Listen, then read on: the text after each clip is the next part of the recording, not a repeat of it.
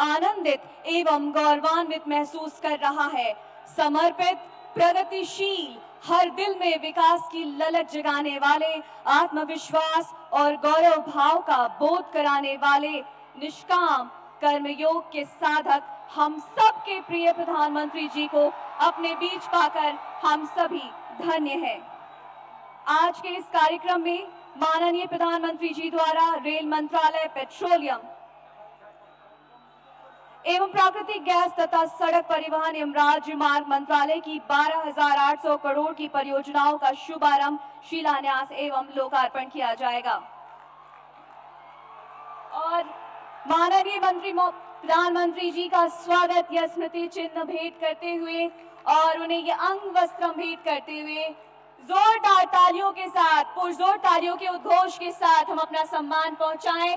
और ये स्थानीय जीआई टैग प्राप्त उत्पाद मिर्चा चूड़ा माननीय प्रधानमंत्री जी को भेंट करते हुए मैं बिहार के माननीय उप मुख्यमंत्री जी श्री सम्राट चौधरी जी एवं माननीय उप मुख्यमंत्री बिहार सरकार श्री विजय कुमार सिन्हा जी से संयुक्त रूप से अनुरोध करती हूं कि माननीय प्रधानमंत्री जी का पुष्पहार से अभिनंदन करें।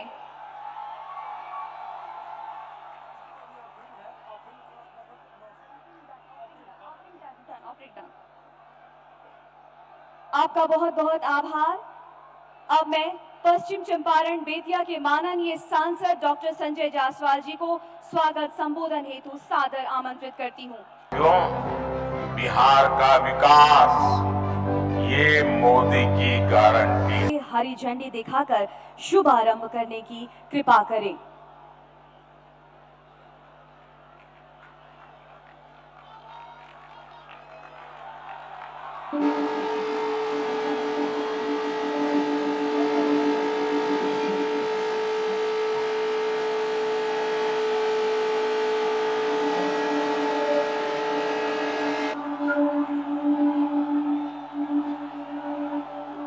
आपका कोटि कोटि धन्यवाद महोदय।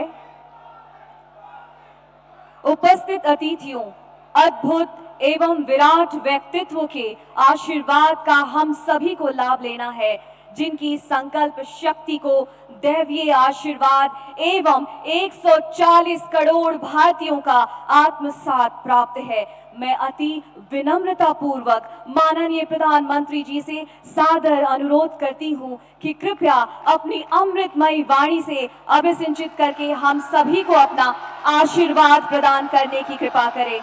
कृपया दोनों हाथों को उठाकर पुरजोर तालियों के उद्घोष के साथ अभिनंदन करें परम आदरणीय प्रधानमंत्री जी का। महर्षि वाल्मीकि के कर्मभूमि, माता सीता के शरण भूमि और लवकुश के ई भूमि पर हम सबके प्रणाम करतानी।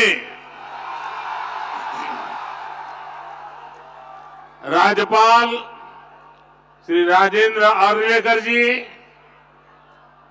मंत्रिमंडल में मेरे सहयोगी नित्यानंद राय जी, उप मुख्यमंत्री विजय कुमार सिन्हा जी, सम्राट चौधरी जी, राज्य सरकार में मंत्री वरिष्ठ नेता विजय कुमार चौधरी जी, संतोष कुमार सुमन जी, सांसद संजय जायसवाल जी, राधा मोहन जी, सुनील कुमार जी, रमा देवी जी, सतीश चंद्र दुबे जी, अन्य सभी वरिष्ठ महानुभाव और बिहार के मेरे प्यारे भाइयों और बहनों, ये वो भूमि है जिसने भारत की आजादी की लड़ाई में नए प्राण फूके, नई चेतना का संचार किया। इसी धरती ने मोहनदास जी को महात्मा गांधी बना दिया। विकसित बिहार से विकसित भारत, इस संकल्प लेने के लिए बेतिया से बेहतर, चंपारण से बेहतर और कोई स्थान हो सकता है क्या बोला? और आज यहां इतनी बड़ी संख्या में आप सभी, हम एनडीए के सभी साथियों को आशीर्वाद देने के लिए आए। आज बिहार के अलग अलग विधानसभा क्षेत्रों, लोकसभा क्षेत्रों से भी हजारों लोग विकसित भारत संकल्प इस कार्यक्रम में अपने अपने स्थान पर जुड़े हैं। मैं बिहार के सभी लोगों का अभिनंदन करता हूं। मैं आप सबसे क्षमा भी मांगता हूं क्योंकि मुझे आने में जरा ज्यादा विलंब हो गया। मैं बंगाल में था और इन दिनों बंगाल का उत्साह भी कुछ और ही है।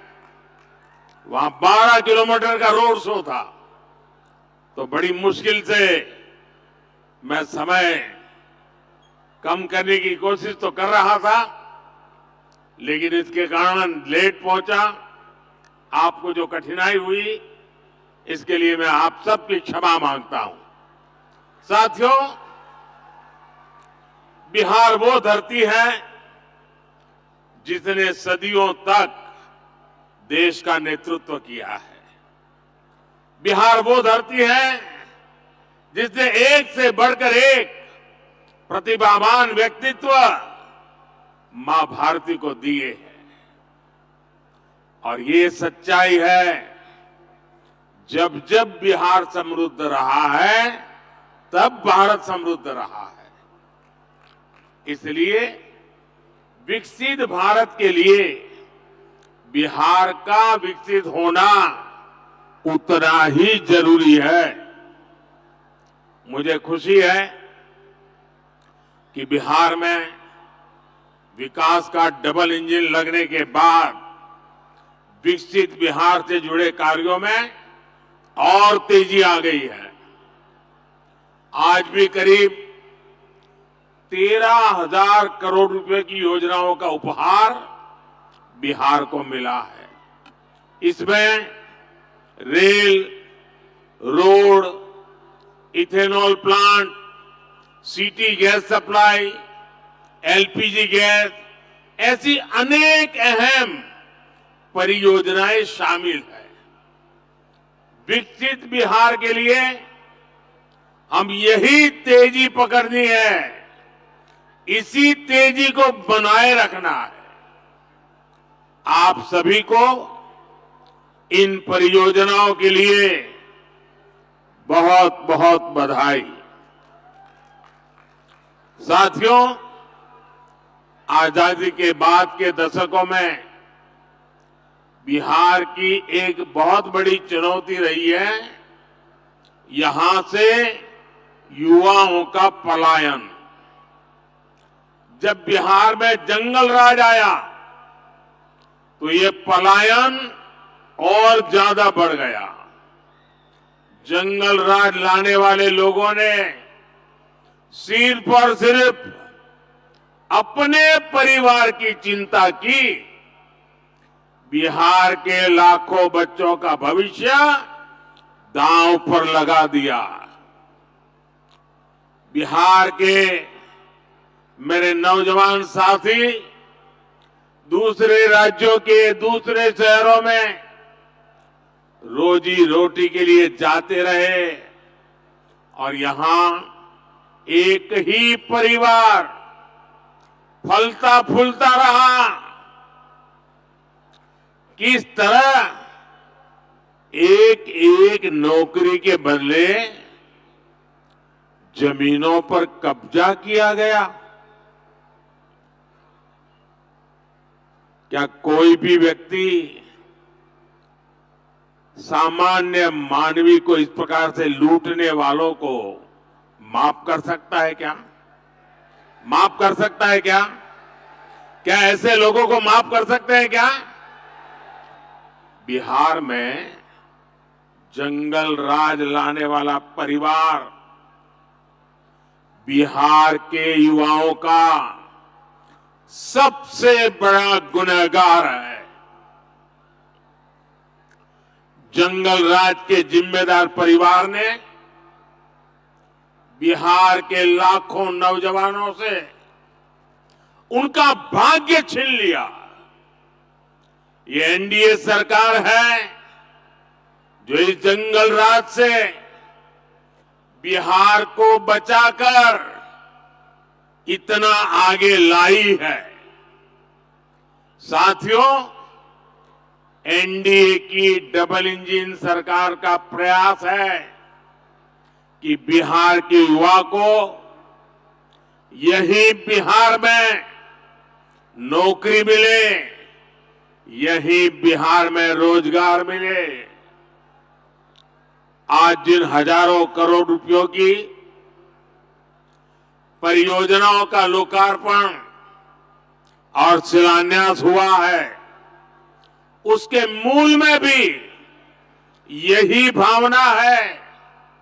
आखिर इन परियोजनाओं के सबसे बड़े लाभार्थी कौन है? इसका सबसे अधिक लाभ उन नौजवानों को होगा जो अभी रोजगार करना चाहते हैं, जो स्कूल कॉलेज में पढ़ रहे हैं। आज गंगा जी पर 6 लेन के केबल आधारित ब्रिज का शिलान्यास हुआ है। बिहार में 22,000 करोड़ रुपए से 1 दर्जन से अधिक पुल पर काम चल रहा है, जिनमें से 5 पुल तो गंगा जी पर बन रहे हैं। ये पुल, ये चौड़े रास्ते ही वही तो विकास का मार्ग बनाते हैं, उद्योगों को लाते हैं।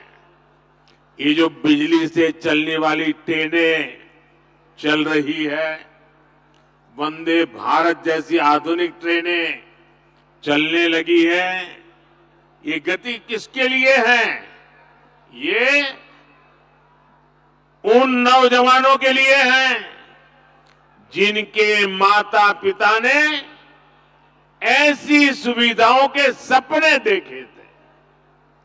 ये जो इंफ्रास्ट्रक्चर बन रहा है, ये रोजगार का बहुत बड़ा माध्यम होता है। इसमें मजदूर हो, ड्राइवर हो, सर्विसेज से जुड़े लोग हो, इंजीनियर हो, ऐसे अनेक क्षेत्रों के रोजगार इससे पैदा होते हैं। यानी ये जो हजारों करोड़ रुपए सरकार लगा रही है, ये पैसा बिहार के सामान्य परिवारों के पास ही पहुंचेगा। इससे रेत, पत्थर, ईंट, सीमेंट, स्टील ऐसे अनेक उद्योगों को, फैक्ट्रियों को, छोटे छोटे दुकानों को बल मिलने वाला है।